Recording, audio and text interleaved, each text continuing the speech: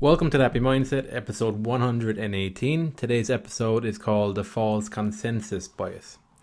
Today I'm going to talk about the false consensus bias, how this can help you to understand this as a creative person, how it will help you to get out of your own way to understand this. It will also help to explain some of the things that we see in the world today that can be quite infuriating to look at from an outside perspective. So the intention here is to help you to see this more so that you can get on with your life and not fixate so much on things that aren't going to change anytime soon.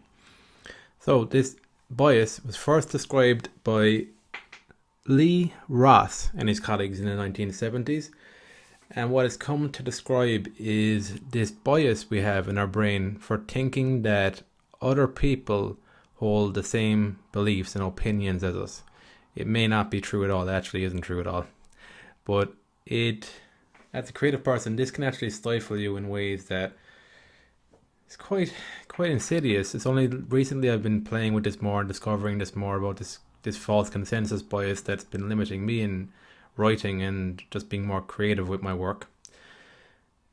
I suppose first to start off with, I became aware of this false consensus bias just by looking at the macro level first, looking at areas like politics, looking at places where there's discourse, but there's conflict. There's just this loggerheads that are there. There's nobody really listening to either side. It's just two parties putting across their points of views and nobody's really trying to get at the intersection there. In the experiment that Lee Ross did, I think it was that they gave the people in the experiment two choices. I don't know what the choices were about, but there were two distinct options. And what they found was that the people who chose an option, they had this false consensus bias that they also thought that a lot of other people thought like them and they'd choose the exact same thing. And what they also found was that their opinions of the people who would choose the other option were quite extreme. And again, you'll see that play out today in politics especially. Just different points of views, I suppose, just a generalization, left wing, right wing ways of thinking. There's this like rigidity to it, and there's a lack of wanting to meet in the middle and to really hear the other side's point of view. Even in that, it becomes even really bizarre because even within the left or right wing, there can be infighting there. Like it just gets really, really muddled and weird and stuff. But I think just bringing in awareness, this false consensus bias can help. So just something that I just noticed. That was something I noticed because that annoys me. Pretty much that's the way I noticed it play out on the macro level. And then once I saw it play out in the collective, I was like, this is bound to be playing out on an individual level as well. Because I look at the collective as like it's like a way for me to visualize and to hallucinate. It's really about like making conscious stuff that's within me and an individual level that I mightn't see, but I can see the principle play out in the macro. So I can see that there's probably a high chance of it playing out on an individual level. If I'm not seeing it, it's just I just haven't seen it yet. So what I've been playing with at the moment is when it comes to writing. For this month, I've been writing a post every single day. Initially, when I started that, I was like, geez, that's going to be really tough because of this perfectionist tendency. It's not even really a perfectionist tendency. It's like you just want to put out good quality work. You don't want to be putting out work that isn't useful, that people don't get any value from. So there's a nuance there. You'll hear people say when it comes to writing or when it comes to any skill set that a lot of it is getting over your own perfectionism, which is true. But then there's also an element of you just don't want to put out any garbage. You don't want to put out something there on the internet that you'll regret to put out. That you'll just think that was a load of gibberish you put out. But again, that's another thing to start challenging a bit. So I've been challenging that a bit more now as well. And I've noticed that my process has shifted. So when I wasn't posting every day, when I didn't start this experiment, I was more focused on the audience. I've said this a number of times. It's like a nuance. It's like something that there's so many layers to this. But I've seen a little bit of a shift again in how I think about writing. So when you're writing every day, you start to see how this actually affects your real life, like your conscious thoughts in your head. You're being more intentional with that. That's the big benefit to writing every day. What I've been combining this with is journaling. So I've been journaling a lot now as well. And that's really helped because I journal around the stuff that I feel stuck in my life that otherwise would just sit there, because I wouldn't be conscious of the types of thoughts or the type of things that's going on internally when I'm in these situations. So journaling is a way for me to make that more conscious, so I can navigate that a bit better than when I'm in those moments where I'm feeling a bit overwhelmed and I don't know the right decision. When you journal outside of those moments, it helps, and that's what I found in there. So this false consensus bias here, we'll bring it back to the false consensus bias. So I would have been of the belief that I don't want to put work out there that isn't like a high quality. Again, that by me doing this experiment, I'm starting to realize that it wasn't very tangible what I meant by high quality. In my mind, it was to do with the article being very well researched, and it lacking in personality. I guess it's the thing that I've learned as I've been just daily posting, is that I've learned the actual importance of putting more of your personality into the work. When you do that, you tend to overthink less as well, because you're just expressing yourself a bit more. You've got less fear around how you're expressing yourself. Like the big block for me there would have been around, I don't want to unintentionally insult somebody with my points of views. But the thing is, like, it's a point of view, it's an opinion. I've found that over time my opinions, my point of views evolve, but they only evolve to the extent that I'm willing to put them out there in the first place. Because that's another thing that started occurring to me recently, and it ties into this false consensus bias, that I kind of thought that I was right in a lot of things, but then I was starting to think about it. Whenever I put stuff out there, that's how my opinions and my thoughts have evolved. It's by putting stuff out there and being proven not necessarily completely wrong, but it helped me to see that there was a nuance there that I didn't see before, and it came from just sharing it. And so that's something as well that I've challenged as well when I was doing this for the 30 days. I think that I had this fear as well that I thought maybe up until a certain point that I've been writing a lot of things, and by doing this more, it'll be more and more imperfect. But it's a weird one, because this is the general process I've been on for 3 years now anyway. It's really like putting your ideas to the test, and you get some space from your ideas as well. Then you play around with things, you start to realize that your ideas and thoughts aren't as original or as perfect as you think they are, and you realize other people have similar types of thoughts, similar types of ideas. They're not that unique. Another thing that another thing that came up actually in this experiment. So on Medium, this is where I'm writing my blog post at the moment, my daily blog post.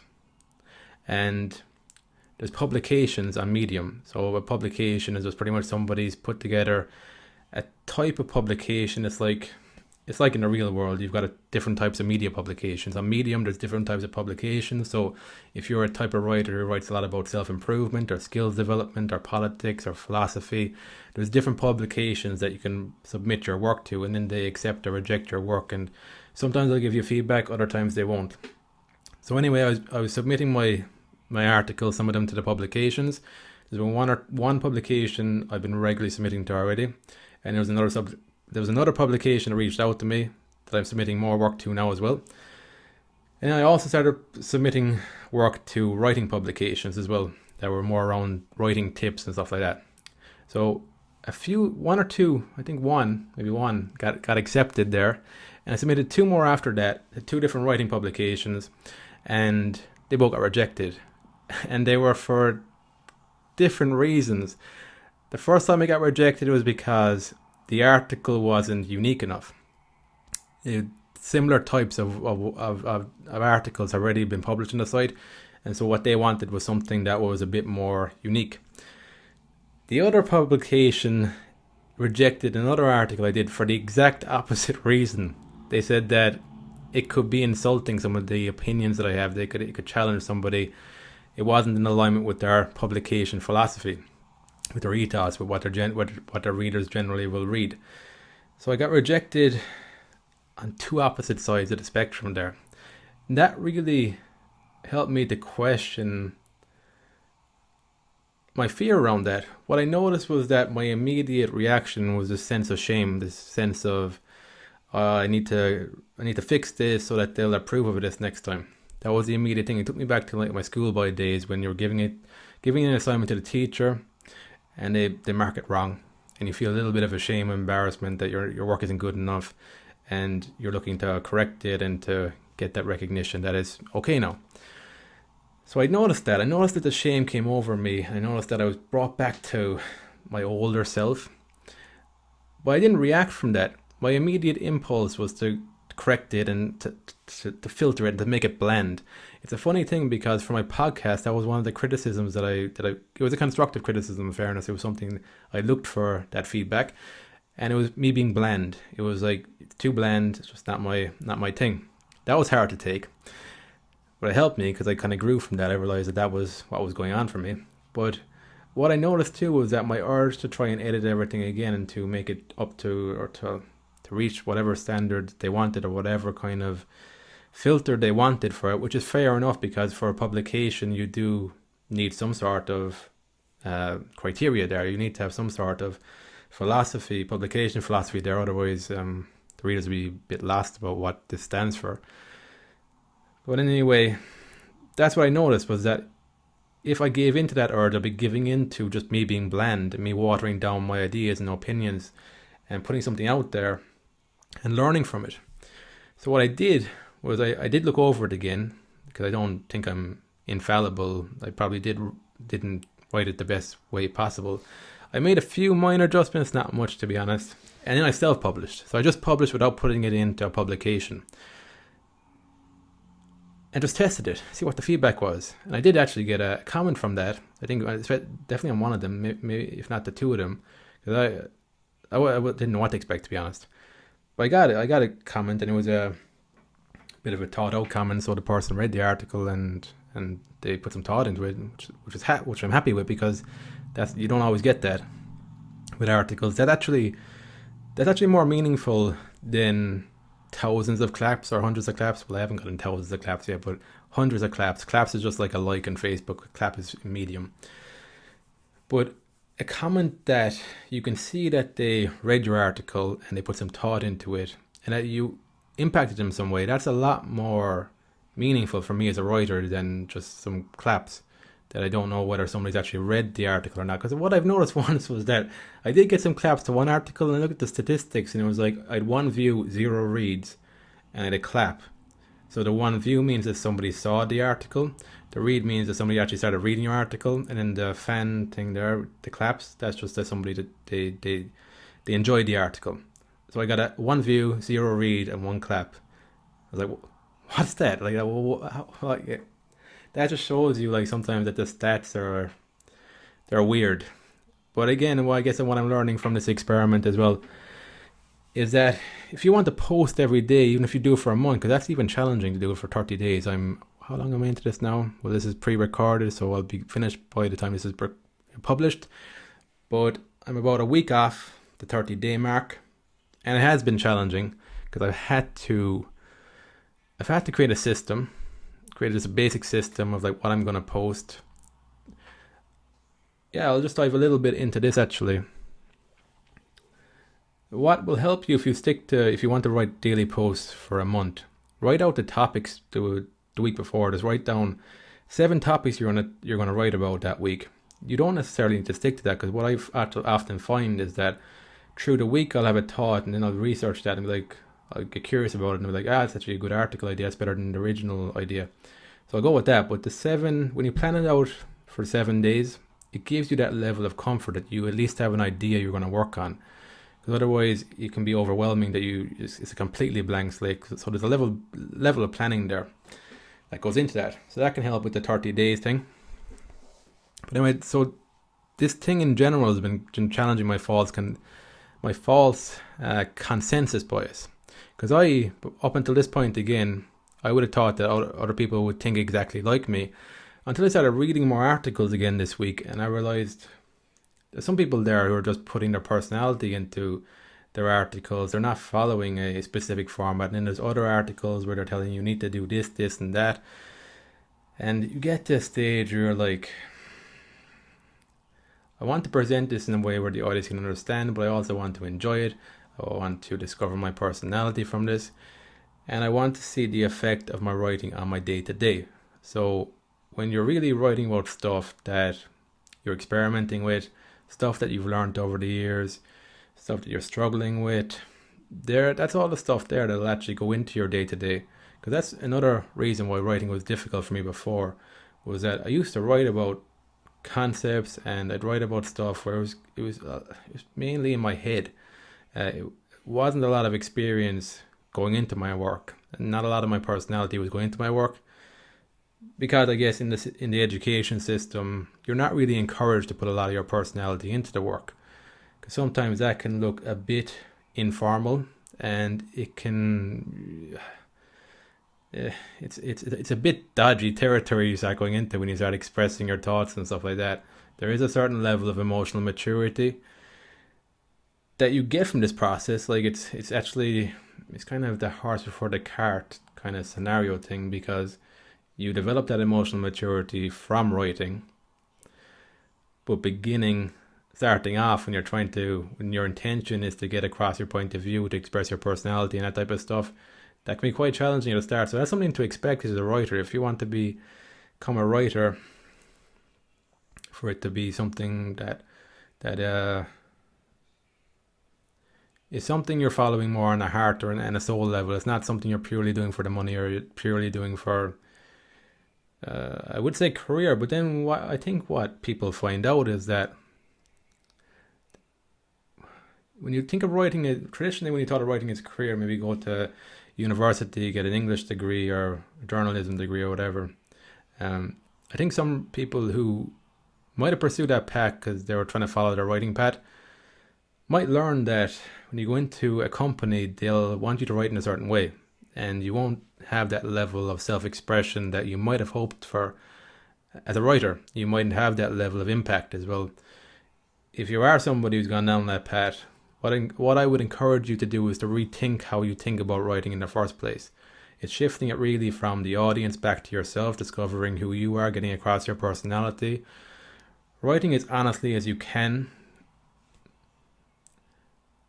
So something that I'm continuously developing is just understanding that I'm not an open book, but I can share stuff in a way that's honest and helpful. It's usually when I've actually learned a lesson for something, even if it feels personal. If I've actually learned a lesson, there's a level of distance there that it just makes sense to share it then, because it's not something you're identified with or attached to much anymore. What I would keep in mind really is like how much of the story is yours. So if there's people maybe that you name or whatever in the story, I would think maybe twice about that. If the story is purely from your point of view, it's your story. I don't think there's any real limit in the personal depth you can bring to it, but it's just making sure it's coming from a place of you writing about a solution rather than just venting for the sake of venting. But that's what I'm discovering, and that's the false consensus bias. It's played out in a lot of areas in my life. So it's good and bad. It plays out in society. It's just good to be aware of this. As well, you'll assume that other people agree with you. Like, you don't really find out whether somebody agrees with you or not until you have an actual dialogue with them. Oftentimes over the years, I would just assume that by proxy, my friends agree with me on different points and stuff. We would have never had a conversation around like what we actually think about things. And I suppose as well, I would have struggled a lot with false consensus bias when I didn't understand that I could be friends with somebody yet fundamentally disagree with them on certain things. Because I just would have found that triggering before. It's just a weird thing I had in my mind where I just couldn't be friends with somebody if I fundamentally disagree with them on important things in life. Maybe it wasn't so much the trivial stuff, but the important stuff I found it very difficult. And I don't think that needs to be the case. Like when you start challenging your biases, you'll have a better idea of whether something is workable or not then. Because for me, it comes down to the type of person they are. Are they an interesting person? Are they real? I can get over other different perspectives and stuff, but is it actually a genuine connection I'm having with somebody? That's the most important thing. We can work with other stuff. But that's it. That's what I wanted to talk about today. False consensus bias. Look into it. Look into Lee Ross and his colleagues. Look into the experiments. And yeah, that's it. Thanks again for listening, and I will speak to you on the next episode.